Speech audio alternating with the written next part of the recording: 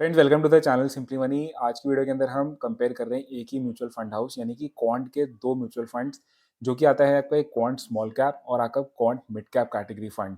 तो आपको पता है कि वैसे तो हम डायरेक्ट कंपैरिजन इन दोनों म्यूचुअल फंड्स का नहीं कर सकते हैं, क्योंकि दोनों ही डिफरेंट मार्केट कैप के हिसाब से आते हैं। लेकिन आइडिया ये है, क्योंकि जनरली इट इज़ देयर कि आपको अपना डाइवर्सिफिकेशन करना चाहिए डिफरेंट मार्केट कैप के हिसाब से। एंड ऑल्सो अगर आपको डिफरेंट डिफरेंट फंड हाउसेज रखेंगे, फॉर एग्जांपल आपने कोई एक्सिस रखा है, लेट्स से क्वांट रखा है, एसबीआई रखा है, तो इससे आपके डाइवर्सिफिकेशन हो जाती है, क्योंकि एक फंड हाउस मोर और लेस एक तरीके की स्ट्रैटेजी फॉलो करता है।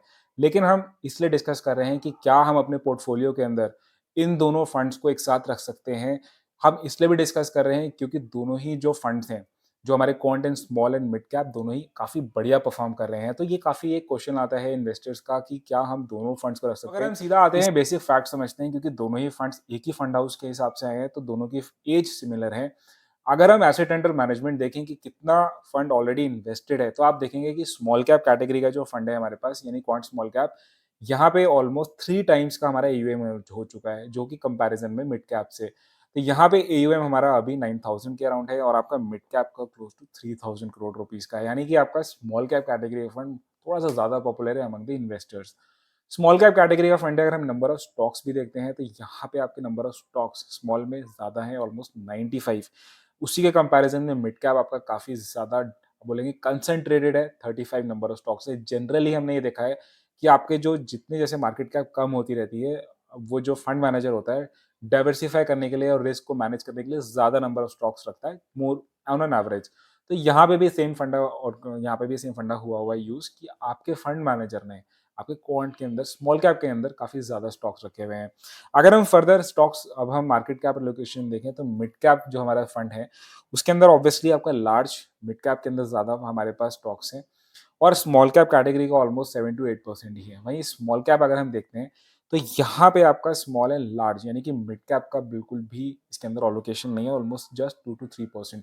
तो आप मार्केट कैप के हिसाब से बोल सकते हैं कि यस, आपका जो मिड कैप है that is kind of a large and mid cap का फंड, एंड आपका जो स्मॉल कैप फंड है वो आपका लार्ज एंड स्मॉल कैप, यानी कि यहाँ पे काफ़ी ज़्यादा डिफरेंसेस लगते हैं। अगर आप दोनों फंड ले भी लेते हैं, तो आपको लार्ज और मिड, और आपका जो स्मॉल है उसके अंदर आपको लार्ज एंड स्मॉल का आपका लोकेशन मिलेगा, यानी कि ओवरलैपिंग मुझे मार्केट कैप के हिसाब से बिल्कुल नहीं दिख रही है आपस में। तो दैट्स अ गुड थिंग कि अगर कंसिडरिंग, अगर आप ऐसा सोच रहे हैं कि आपको दोनों ही फंड रखने हैं इस फंड हाउसेस से। आगे हम चलते हैं, लेकिन उससे पहले मैं आपको बताता हूँ कि कौन जो होता है एक तरीके की स्ट्रैटेजी फॉलो करता है। जैसे मैंने आपको बताया कि different different fund houses, for example axis growth stocks को रखता है। कौन जो होता है थोड़ा सा मोमेंटम स्ट्रैटेजी फॉलो करता है, कि जो सेक्टर्स चल रहे होते हैं डिफरेंट डिफरेंट रीजंस की वजह से, राइट, फाइनेंशियली, पॉलिटिकली, सोशली, उन सारे रीजंस को वो एवेलुएट करता है और क्वांटिटेटिव मेथड्स को रख के वो उन सारे फंड्स को रखता है। यानी कि एक पर्टिकुलर कोई ग्रोथ और वैल्यू स्ट्रैटेजी फॉलो नहीं करता है, क्योंकि ये एक मोमेंटम स्ट्रैटेजी फॉलो करता है, इसीलिए काफ़ी ज़्यादा लोग इस पर्टिकुलर फंड को अवॉइड करते हैं। But if you are following off या आप उसमें बिलीव करते हैं मोमेंटम स्ट्रैटेजी के अंदर, तो आप दोनों भी रख सकते हैं। बट आगे हम चलते हैं, बिफोर वी डिसाइड अपॉन कि हमें क्या करना है। तो हमने जैसे यहाँ पे समझा, हमने क्वांट की स्ट्रैटेजी तो समझ ली कि वो एक मोमेंटम को फॉलो करता है, लेकिन मोमेंटम में थोड़ा रिस्क भी बढ़ता है। तो रिस्क पैरामीटर्स में अगर हम देखें, तो यहाँ पे आपके स्टैंडर्ड डेविएशन और दूसरे फैक्टर्स को हमने वैसे आपस में हमने कंपेयर करके देखे हैं, but ideally we should not compare mid and small. But still अगर हम रिस्क पैरामीटर्स में आए, तो आप यहाँ देखेंगे आपका स्टैंडर्ड डेविएशन, एटलीस्ट अगर हम दो फंड्स को देखें, तो आपका कौन मिड कैप बेटर फंड आपका मैनेज कर रहा है, एटलीस्ट स्टैंडर्ड डेविएशन जिसकी वैल्यू कम होनी चाहिए।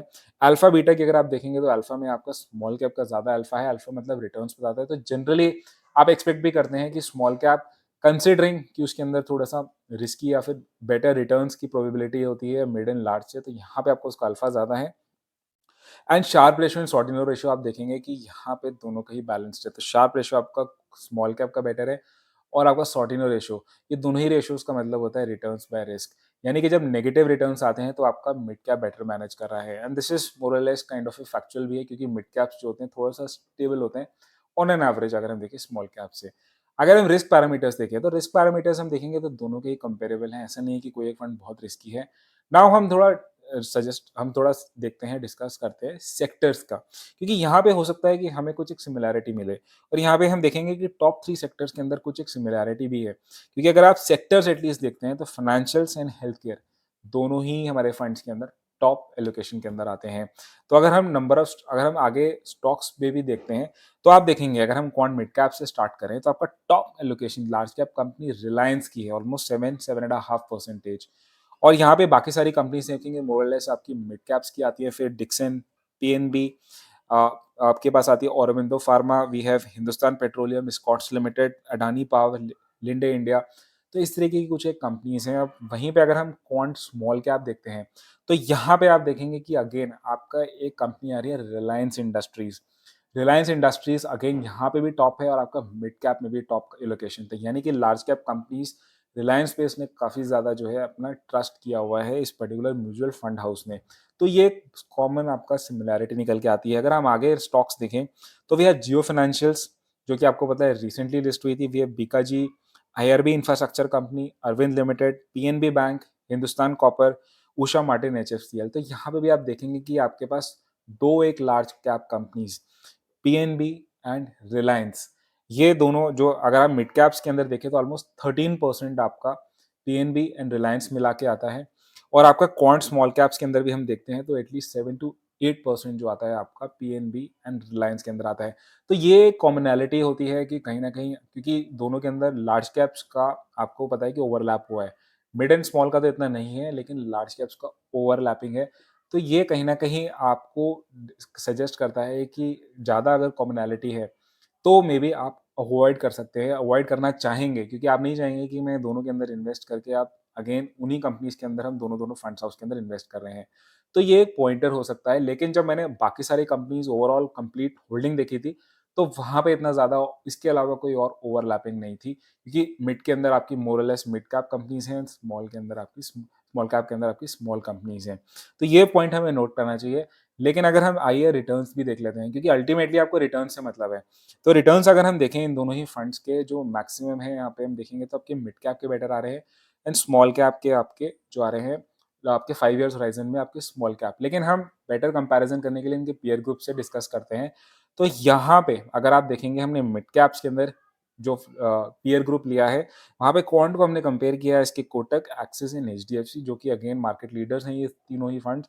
यहाँ पे अगर आप देखेंगे तो आपके 1 ईयर के अंदर आपके एचडीएफसी मिड कैप्स के अंदर बेटर है।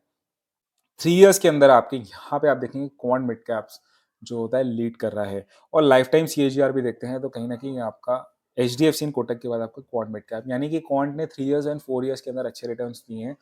नाउ अगर हम स्मॉल कैप की बात करें, यहाँ पे भी हमने पीयर ग्रुप से कंपेयर किया निपॉन, एचडीएफसी एंड एसबीआई। तो यहाँ देखेंगे आप 1 ईयर के अंदर आपके अच्छे रिटर्न्स आ रहे हैं, आपके हाईएस्ट नहीं तो एटलीस्ट आपके सेकंड या थर्ड हाईएस्ट रिटर्न्स आ रहे हैं। अगर हम 3 ईयर्स के अंदर भी देखते हैं तो आपका यहाँ पे बेटर रिटर्न्स आ रहे हैं। यानी आप बोल सकते हैं कि लास्ट 3 to 4 ईयर्स में मिड एंड स्मॉल कैप के जो फंड्स हैं उन्होंने अपने पीयर ग्रुप को बीट किया है। अगर आप मोमेंटम स्ट्रैटेजी में भरोसा करते हैं, बहुत ज़्यादा ओवरलैपिंग नहीं है, यस लार्ज कैप के अंदर ओवरलैपिंग नहीं है। अगर आप चाहते हैं कि एक ही फंड हाउस का रखना है, जनरली जनरली अगर एज अ प्रिंसिपल बताऊं तो इट इज़ बेटर एडवाइस्ड कि आप डिवर्सिफाई करिए कि अलग अलग फंड हाउसेस की, क्योंकि अलग हर एक की स्ट्रैटेजी अलग होती है। तो मे बी कई बार मोमेंटम फॉलो नहीं होगा तो आप एक अपने रिस्क को बेटर मैनेज कर पाएंगे। लेकिन अगर आप एक ऐसे इन्वेस्टर हैं जो सोच रहे हैं कि मैं इन्वेस्ट कर लूँ दोनों ही फंड हाउसेस या दोनों ही एक ही फंड हाउस के अंदर दो mutual fund like mid and small, तो भी एक डिसीजन लिया जा सकता है। क्योंकि जैसे आपने देखा कि ओवरलैपिंग है सिर्फ लार्ज कैप कंपनीज में है, उसके अलावा बहुत ज़्यादा ओवरलैपिंग नहीं है। तो अल्टीमेटली आपको मैंने दोनों ही जो है ओपिनियंस बताए कि but ultimately depends upon you कि आप क्या करना चाहते हैं। अगर मुझे इन्वेस्ट करना होता, मैं यस मोमेंटम स्ट्रैटेजी को फॉलो करता हूँ, तो maybe I would have done कि मैं इन्वेस्ट कर लेता मिड एंड स्मॉल के अंदर। बट आपको मेरी स्ट्रैटेजी को सिर्फ फॉलो नहीं करना है, अपने गोल्स के हिसाब से करिए, अपने रिस्क प्रोफाइल के हिसाब से ही इन्वेस्ट करिएगा। तो आई होप आपको आइडिया लगा होगा। आपने किस फंड के अंदर मिड एंड स्मॉल के अंदर मेंशन किया है, नीचे कमेंट बॉक्स के अंदर मेंशन कर सकते हैं। किसी और फंड हाउस या म्यूचुअल फंड के बारे में जानना चाहते हैं, please mention that also in the comment box. Channel में फर्स्ट टाइम आए हैं तो प्लीज सब्सक्राइब करिए, लाइक करिएगा वीडियो को। हम मिलेंगे नेक्स्ट वीडियो के अंदर आपको। Until then thank you so much for watching this video. Thanks a lot.